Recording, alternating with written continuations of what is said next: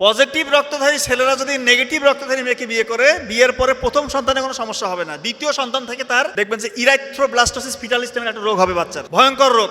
আপনাদের এখানে পজিটিভ রক্তধারী কারা কারা আছেন? পজিটিভ রক্তধারী মানে এ পজিটিভ, বি পজিটিভ, মাশাআল্লাহ হাত নামার অলমোস্ট 95%। এখন আপনাদেরকে একটা খবর দেই, নেগেটিভ রক্তধারী যে মেয়েরা আছে পারতপক্ষ চেষ্টা করবেন আপনারা তাদেরকে বিয়ে না করার। মানে এটা কি আমি এমনি এমনি বলতেছি? আপনারা তো বিজ্ঞানের ছাত্র না সবাই।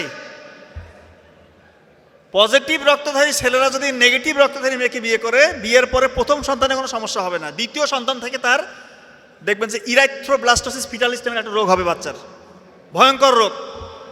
হাইড্রোপস ফিটালিস হবে, তার হার্টের মধ্যে পানি জমবে, লাংসে পানি জমবে ওই বাচ্চার, ব্রেন এমন বেশি রক্ত ভাঙা শুরু হবে ওই বাচ্চার, তার জন্ডিসের মাত্রা এত বেড়ে যাবে ব্রেইনের মধ্যে পর্যন্ত জন্ডিস চলে যাবে। কার্নিকটেরাস বলে, কার্নিকটেরাস, মানসিক ভারসাম্যহীন হয়ে যাবে ওই বাচ্চা, খিঁচুনি দিবে, অজ্ঞান হয়ে যাবে, কমাতে চলে যাবে, মারা পর্যন্ত যায়, এবং ওই বাচ্চার খুব একটা প্রোডাক্টিভিটি থাকবে না।